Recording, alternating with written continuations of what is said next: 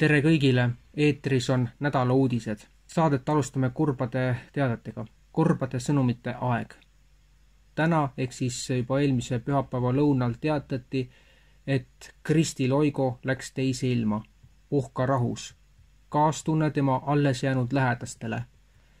Kurb on sellepärast eriti, et prokuratuur tappis ta ära niinimetatud ruineerimismeetodil, vaatamata sellele, et ta võitis 2 astmes prokuratuuri, läks mees juba varem selle pinge tõttu esimesena teise ilma. Ja veel, kohutavalt kurb, Kristi seisis mu kõrval, enne kui ta sinna lavale läks 3. veebruari 2022 meeleavaldusel. Oli veidi ärev, sest inimesi oli palju ja kogu olukord oli politseiteenistujate terrori all. Samas Kristi oli väga vapper. Ma loodan, et ta on nüüd tõeliselt vabast lennus, samas ta oli ikka tohutu noor naine ju. Nii kurb.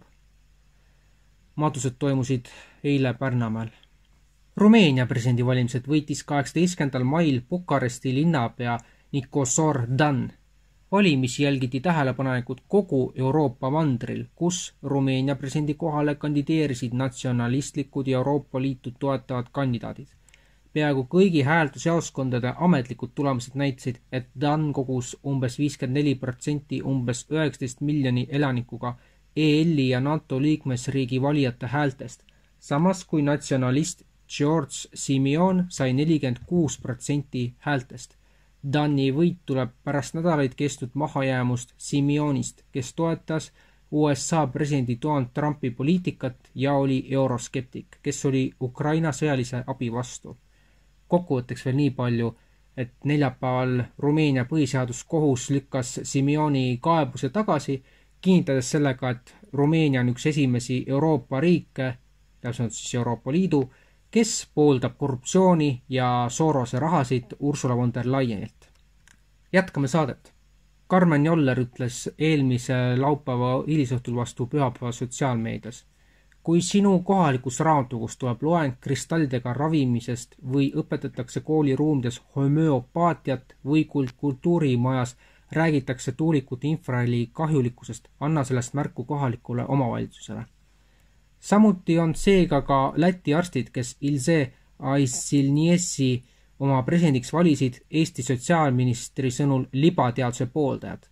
Ja sügava kurbusega teatame doktor Ilze Aisilniese surmast 11. mail.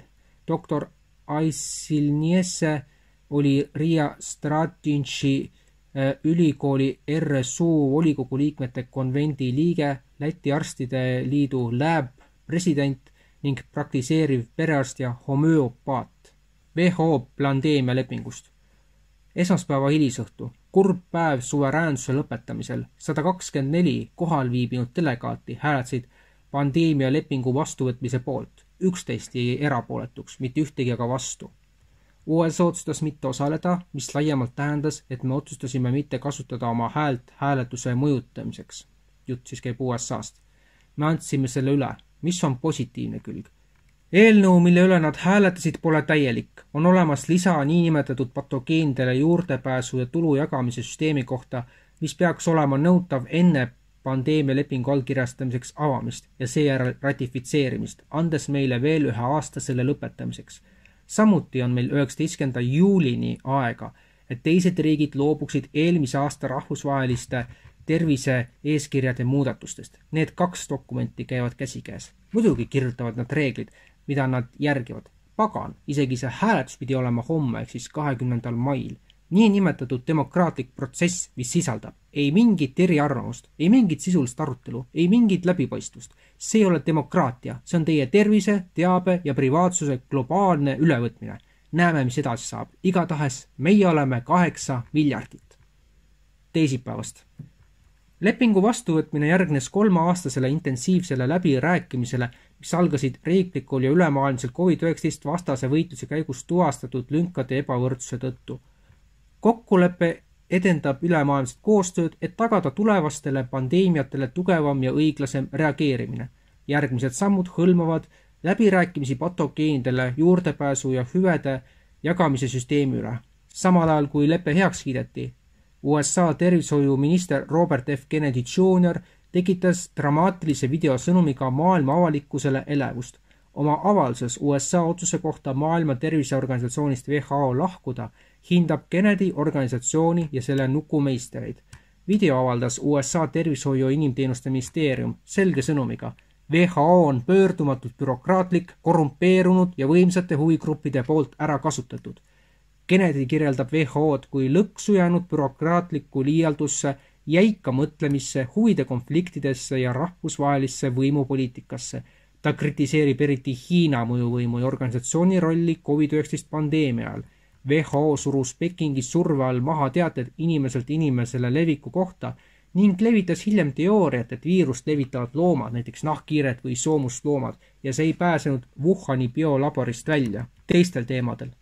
Liikumine Teeme Ameerika jälle terveks maha on kogumas hoogu murrangulise jõuna, mis aitab päästa riigi halvenevat toidutarne ahelat ja rahva tervist. See tähistab selgelt pöördepunkti aastakümneid kestnud sõltuvusest, ülitöödeldud toitudest ja farmaatsia hiiglastest, kes on viimase poole sajandi jooksul ameeriklaste halvenevast tervisest kasu lõiganud. Eelmisel nädalal tõid Goldman Sachsi analüütikud esile otsustava muutuse tarbijakäitumises, kus ostjad eelistavad üha enam puhtamaid ja paremaid toiduvalikuid. Isegi Bloomberg on hakanud maha kasvavat mõju tunnistama. Asi pole ainult veiselihas, asi on ärkamises. Süsteemi on kaaperdanud kemikaalide müüjad ja turundusfirmad, kes teesklevad uudiste toimetusi. 86% teie lihatoodetest ei ole puhta toiduga kuidagi seotud. Oleme murdepunktis ja ainus tee edasi on suruda oma rancho pidaja kätt. Nii me võidame, üks kohalik tootja korraga, arvas Beef Initiative asutaja Texas Slim.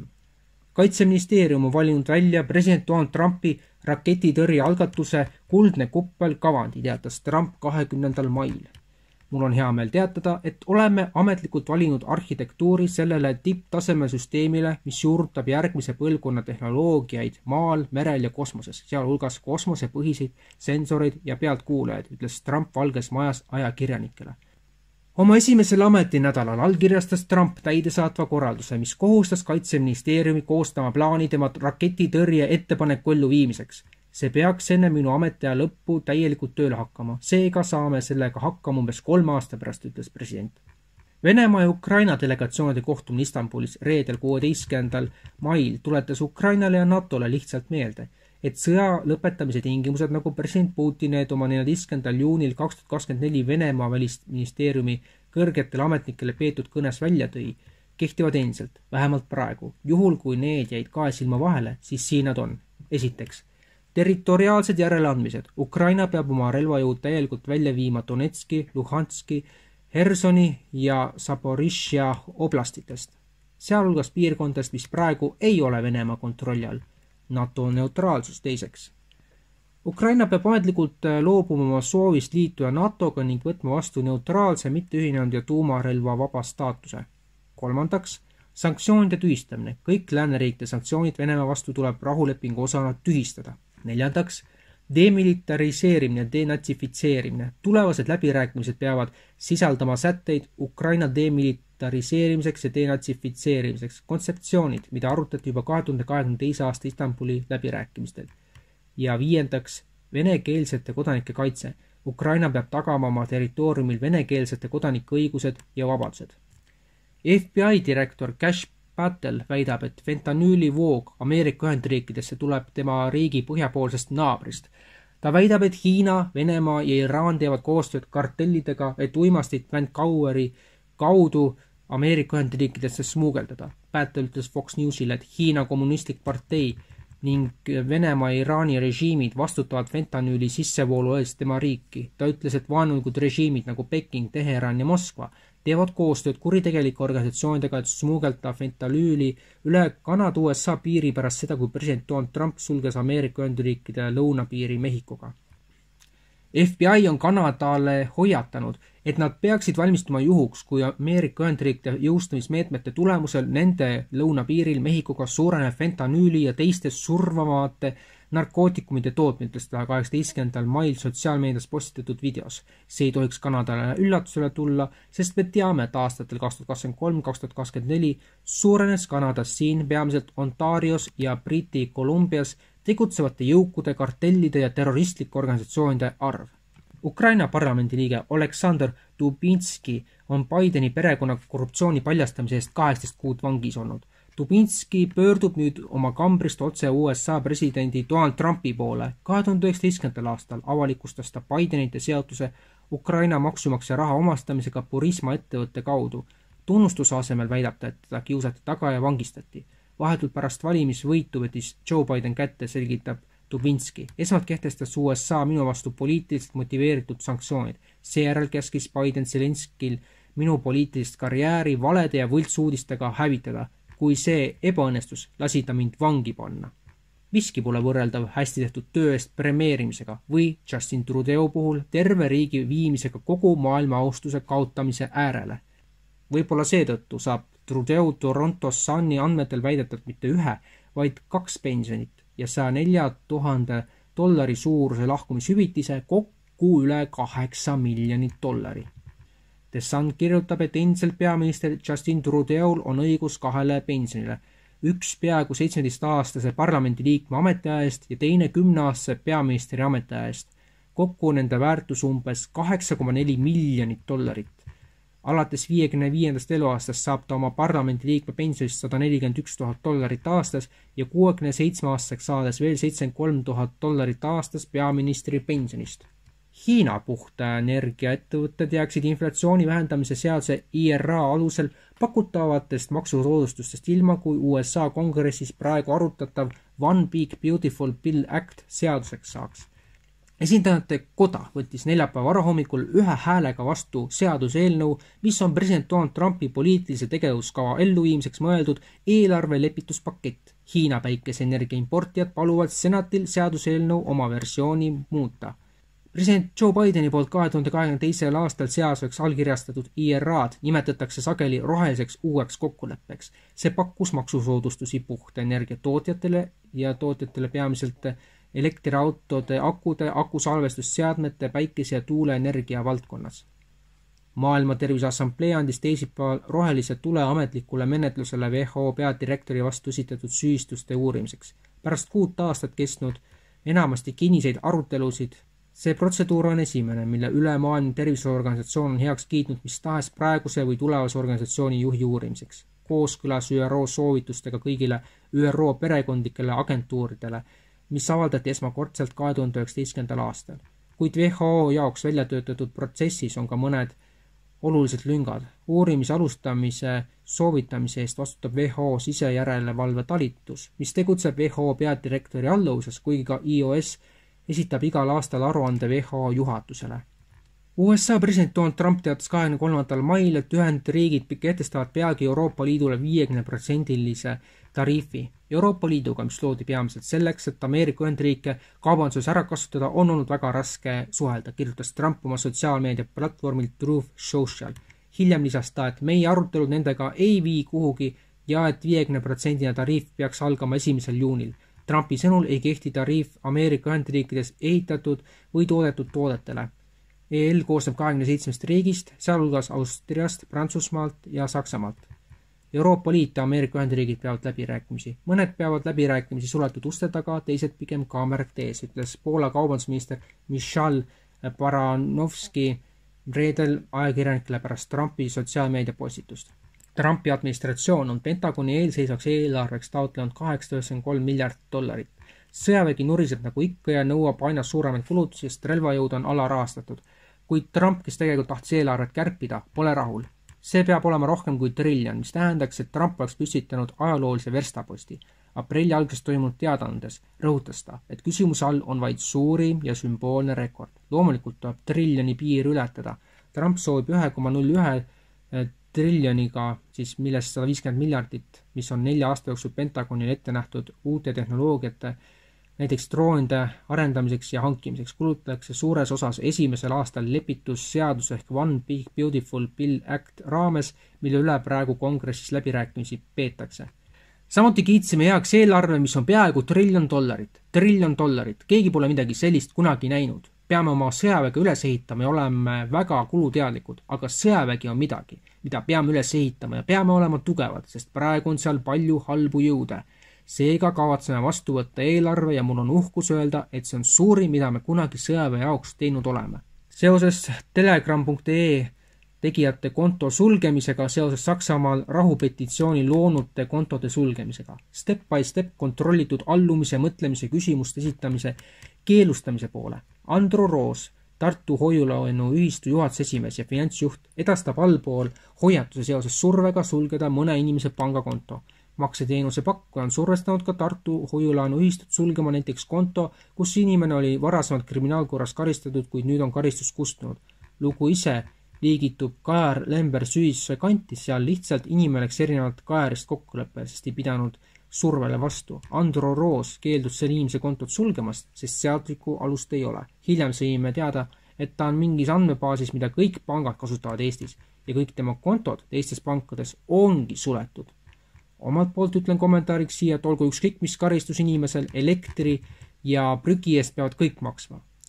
Kõiki kodanikke jälgitakse süstemaatiliselt igal ajal ja igal pool, aga minister jätkab sellest heidutamata. Taanis kasvab vastuseis uuele jälitustegevuse seadusele, justiitsminister Peter Hummelkaardile saadetud avalikus kirjas nõuavad 25 organisatsiooni arvukad eksperdid vastuolulise seaduseelnõu peatamist. Süüdistus. Riik areneb kiiresti massilise jälgimise ühiskonnaks. Kui valitsuse ettepanek teoks saab, hakatakse kõiki kodanikke süstemaatiliselt jälgima kõikjal ja igal ajal. See on tohutu privaatsuse rikkumine ja retsept jälgimisühiskonna tekkeks, hoiatab õigusriigi mõttekoja Justitia direktor Birgitte Arendt-Erikson.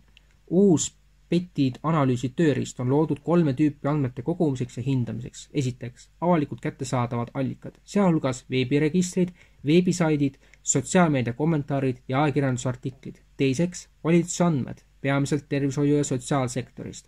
Need tuleb nõudmisel salateenistusele edastada. Ja kolmandaks, andmed välismaalaste kohta, peamiselt nende kohta, kes ei ela Taanis. Siia siis nii palju veel, et Hiina selline ühiskondlik diktatuur on otsapidi ka jõudnud Eestisse, nii et teate ise, mis sellega siis saama hakkab. Ursula von der Leyen ja Pfizeri vaheline $1 suurune tehing, Euroopa kohus nõuab arusaamist, kuid parlament blokeerib igasuguse arutelu, õppetund võimust, läbipaistvuse puudumisest ja suverääni põlgusest.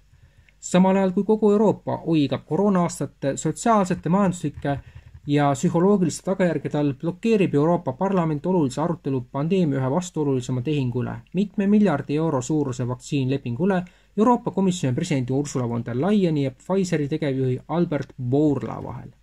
Ja mida teeb Euroopa Parlament? See blokeerib igasuguse arutelu selle üle. Euroopa patriootide rühmituse ettepanek juhtumid lõpuks avalikult arutada kukkus läbi suuremate fraktsioonide Renew Europe'i ja Euroopa Rahvapartei EPP vastuseisu tõttu. Viimane hõlmab lisaks CDU-le, CSU-le ka Hollandi parteisid BBB ja NSC. Mõlemad hääletasid selgituse vastu. Pfizer-Gate'i varjamine. Euroopa Rahvapartei vasakpoolsed hääletasid von der Leyeni salajaste sõnumite arutelu vastu. Mida nad varjavad? Just sel põhjusel lõidki patrioodid Trassi uurimiskomitee, et nõuda vastuseid ja tuua tõde päevavalgele. Virgo pöördumine saate lõppu.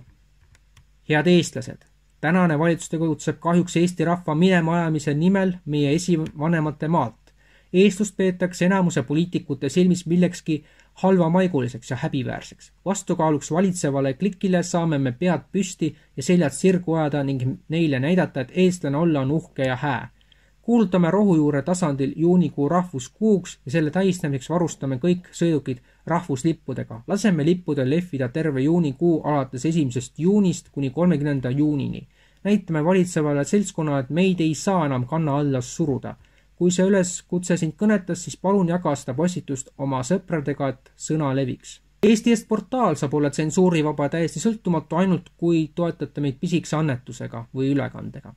Toeta eestiest.com-i Mihkel Johannes Paimla, konto number EE40777100849 6547, märksõnaks ülekanne. Saate tiitrites ja ka päris lõpus näete neid samu kontonumbreid samuti.